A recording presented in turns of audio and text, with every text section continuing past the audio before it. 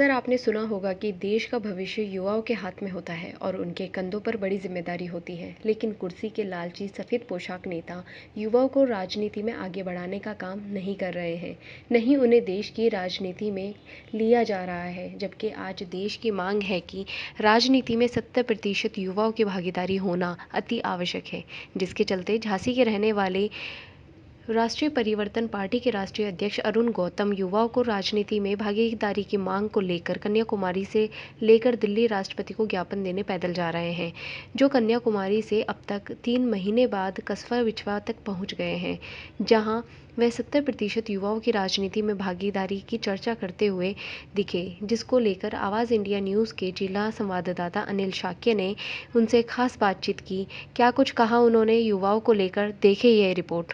जनपद मैनपुरी के कस्बा बिछवा में इस समय हम मौजूद हैं और यहाँ पर NH 91 पर एक ऐसी शख्सियत देखने को मिली है जो कन्याकुमारी से लेकर दिल्ली जा रहे हैं केवल युवाओं की आवाज़ उठाने के लिए। आइए हम बात करते हैं ऐसे ही शख्सियत से कि आखिर इनका लक्ष्य क्या है और क्यों जो है ना दिल्ली पहुँच रहे हैं और क्या उनकी मांग है।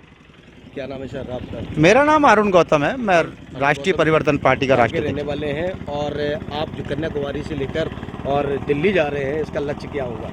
मैं झांसी का रहने वाला हूँ, उत्तर प्रदेश झांसी का, और मैं इस समय कन्याकुमारी से दिल्ली पैदल यात्रा में हूँ। कन्याकुमारी से दिल्ली तक की पैदल यात्रा का उद्देश्य यह है कि देश में जितनी पॉलिटिकल पार्टियाँ हैं, चाहे वो राष्ट्रीय स्तर की हों चाहे क्षेत्रीय स्तर की, उन सभी पॉलिटिकल पार्टियों में युवाओं की 70% प्रतिनिधिकर्ता की हिस्सेदारी की मांग कर रहा है।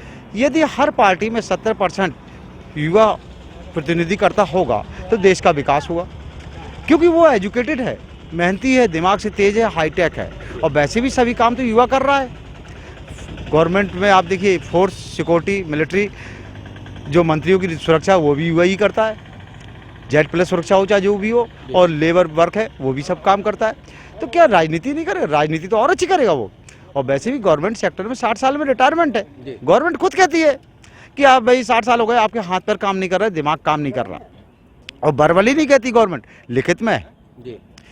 तो आप जो गवर्नमेंट एम्प्लॉई है वो एजुकेटेड होने के साथ साथ गवर्नमेंट के मापदंडों को पार करता है, तब उसको नौकरी मिलती है। फिर उससे आप कहते हैं कि 60 साल के हो गए, आप हाथ पैर काम नहीं कर रहे, दिमाग काम नहीं कर रहा, रिटायरमेंट। तो फिर ये आप बताइए कि पॉलिटिकली में जो 70 साल, 80 साल, 90 साल, 95 साल, 99 साल तक बने रहते हैं, वो प्रधानमंत्री का शौक ख्वाब देखते हैं। ऐसा क्यों भाई? उनको भी रिटायर होना चाहिए। तो उनको खुद स्वेच्छा से होना चाहिए कि युवाओं को मौका देना चाहिए, लेकिन वो गद्दी छोड़ना नहीं चाहते। ठीक है, मत छोड़िए आप, हम भी नहीं कहते कि आप छोड़िए, तो फिर कर्मचारियों को बराबर मरते समय तक बने रहने दीजिए ना। आप, वो तो एजुकेटेड है।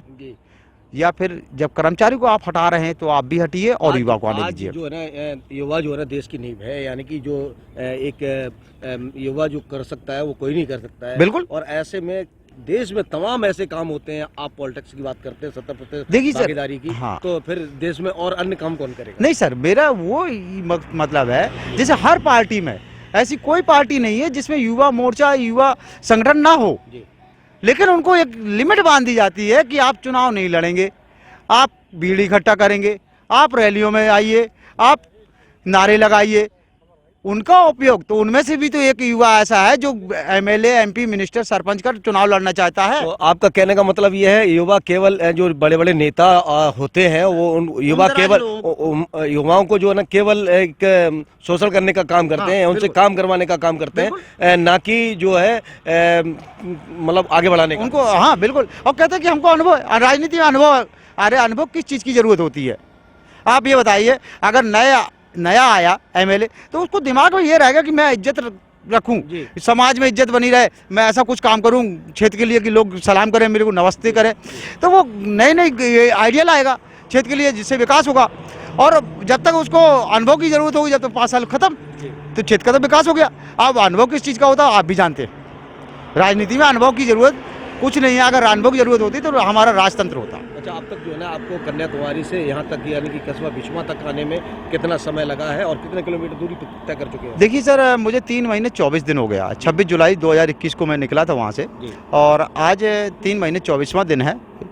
2 महीने 23 दिन समाप्त हो गए हैं, और लगभग 3100 के लगभग या 3200 कवर कर चुका हूँ वैसे, क्योंकि ये देखिए गूगल है, मैं भी नहीं क्लियर कर सकता हूँ। और अगर अब बात की जाए कि अभी तो बीजेपी सरकार चल रही है उत्तर प्रदेश में, और उसके बाद में जो है ना क्या नाम, आपको दिल्ली तक जाने में लगभग काफ़ी समय लगेगा। जब 3 महीने में यहाँ तक आए तो 2-2.5-3 महीने तो और ही लग जाएंगे। नहीं सर, नहीं लगेंगे? नहीं, अब तो 10 दिन का लक्ष्य है। 10 दिन में पहुँच जाएंगे भाई 250 किलोमीटर 25-30 किलोमीटर पर डे चलता हूँ। क्या? 24 घंटे चलते ही रहते हैं? नहीं नहीं नहीं, सुबह जैसे 6:30-7 बजे से चालू करता हूँ, शाम को 6:30 बजे बंद करता हूँ। अच्छा, तो वहाँ पर किससे मिलेंगे और क्या डिमांड करेंगे? माननीय राष्ट्रपति जी जो श्री रामनाथ कोविंद जी हैं, उनसे मुलाकात करूंगा, राष्ट्रपति भवन जाऊंगा और उनसे अनुरोध करूंगा, उन्हीं को ज्ञापन दूंगा, क्योंकि वो देश के सर्वोच्च नागरिक हैं। तो आपकी पार्टी की अगर जो बात की जाए तो आपकी पार्टी मतलब कितने देशों में, कितने राज्यों में? जी हमारी पार्टी 18 राज्यों में है। जी। अभी हमारी पार्टी को 2.5 साल हुए हैं, 18 राज्यों में डेवलप है, और हमारी पार्टी में सब बहुत कुछ ऐसा नया देखने को मिलेगा। तो क्या आपकी पार्टी में युवाओं को आगे बढ़ाने का काम किया जाता है, या वाकई में जो ना बिछोना? सर सर हमारी पार्टी में जो आजीवन घोषणा शपथ पत्र है, जैसे आप हमारी सदस्यता लेंगे तो आजीवन घोषणा पत्र है एक, उसमें साफ लिखा है कि 55 साल से ऊपर टिकट नहीं दिया जाएगा। 55 और 5 वो 60 रिटायरमेंट। आप आ जाइए कमेटी में।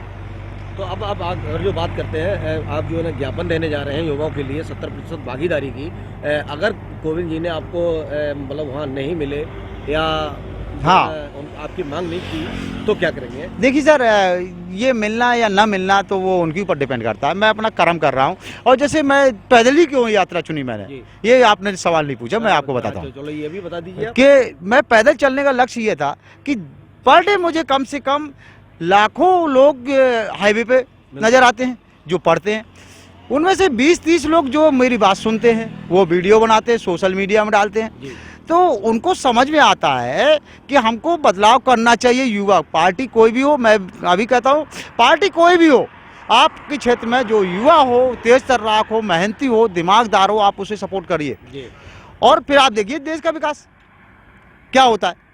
तो इस मुहिम को लेकर मैं चल रहा हूँ, तो युवा तो वैसे ही जागरूक हो रहा है, मेरा तो 90% काम हो ही रहा है। ज्ञापन की मांग हो गई तो क्या कहेंगे उसको? हाँ, तो मेरा वही ज्ञापन का वही है कि आप युवाओं जो सभी राजनीतिक पार्टियां हैं उनमें प्रतिनिधिकर्ता 70% अनिवार्य कर दीजिए सर। जितनी राजनीतिक पार्टियां उनमें सभी में 70% अगर युवा होगा, और मैं ये भी नहीं कहता हूँ आप हमारे गार्जियन के तौर पर, जैसे हमारे घरों में होते हैं बूढ़े बुजुर्ग होते हैं, तो वो क्या करते हैं, हमको सलाह देते हैं, अच्छा बुरा बताते हैं। आप कमेटी में, तो आपका कहने का मतलब है राजनीतिक में युवा होगा तो विकास होगा। बिल्कुल। तो सुना आपने कि ये जो है ना केवल युवाओं की मांग के लिए जो है ना दिल्ली जा रहे हैं। ये कन्याकुमारी से कस्बा बिछवा तक आ चुके हैं और लक्ष्य इनका केवल 10 दिन का और रह गया है। हालांकि राजनीति में लाने के लिए इनकी मांग है, और ये जो है ना राष्ट्रपति जी से अवश्य मिलेंगे और युवाओं की बात रखेंगे और पॉलिटिक्स में युवाओं की भागीदारी की बात करेंगे।